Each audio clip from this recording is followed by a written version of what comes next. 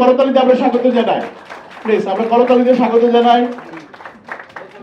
ঢাকা হাসপাতাল মদনপুর।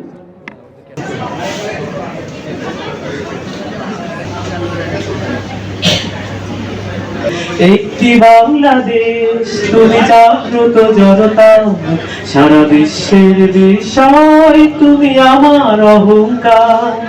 আমাদেরকে বুঝতে হবে যে শিক্ষা আগামীর জন্য আলো, আমরা যদি সেটা দিতে পারি সেটা নিজের গুণেই উঠবে, সে কাছ থেকে ফল হবেই হবে, কেন হবে না।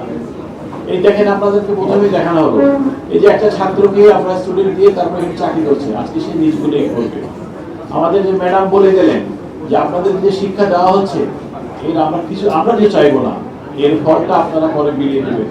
একটা মোমবাতি দিয়ে কয়টা মোমবাতি জ্বালানো যায়? আমরা যদি আজকে 10টা মোমবাতি জ্বালিয়ে দিতে পারি, এই 10টা একদিন 100টা হয়ে আপনাদের কাছে ফিরে আসবে। এই আপনারা যে শিক্ষা নিয়ে যাবেন, আপনাদের সমাজে প্রতিষ্ঠিত হবেন। আপনারা এক একজন যদি 2জন দৌড় করে টানেন, তাহলে দেখবেন আমাদের সমাজ কোথায় চলে গেছে। শিক্ষার কোনো বিকল্প নাই। আমার মধ্যে যদি আগুন থাকে, সে আগুন ছড়াবেই ছড়াবে।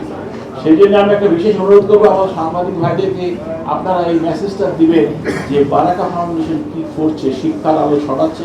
খালি সেবা একটাই নয়, স্বাস্থ্য সেবা, শিক্ষা সেবা এবং মানবতা সেবা, এবং আমরা আল্লাহকে বিশ্বাস করি, সেই আল্লাহর প্রতি আমাদের নিজ আছে। আমাদের মন থেকে যেন আমরা নিয়ম মেনে চলি, আমাদের এই জিনিসগুলো আমরা প্রচার করি।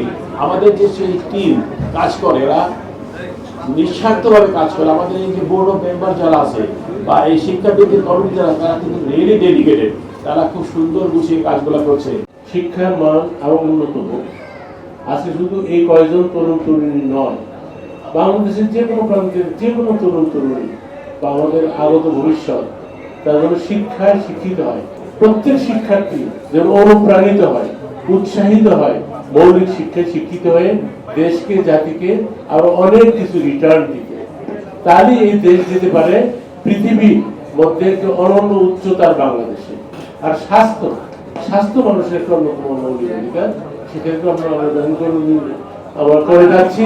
শুধু কয়েকটা হাসপাতালের মাধ্যমে স্বাস্থ্য সেবা নয়, বাংলাদেশের স্বাস্থ্যের গুণগত মৌলিক পরিবর্তনের লক্ষ্যে আমাদের সেই একবিংশ শতাব্দীর চ্যালেঞ্জে আমরা কাজ শুরু করেছি। সুতরাং দেশ স্বাধীন হওয়ার বা দেশ মুক্ত হওয়ার সন্ধিক্ষণে আমাদের হৃদয়ের অবস্থা যে ছিল সেটা প্রকাশ করা খুবই কষ্টকর।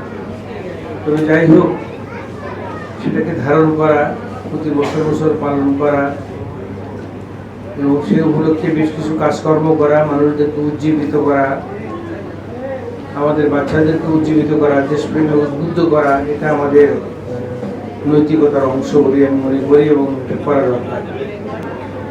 আমাদের প্রত্যেকে তার নিজের নিজের জায়গা থেকে বাংলাদেশের উন্নয়নে, বাংলাদেশের সম্মান বৃদ্ধি করার জন্য আমাদের উচিত তার নিজের জায়গা থেকে শুধু পজিটিভ কাজ করা, প্রোঅ্যাক্টিভ কাজ করা, যাতে করে বাংলাদেশ বিশ্বের দরবারে অত্যন্ত একটি উঁচু মানের জায়গা দখল করতে পারে।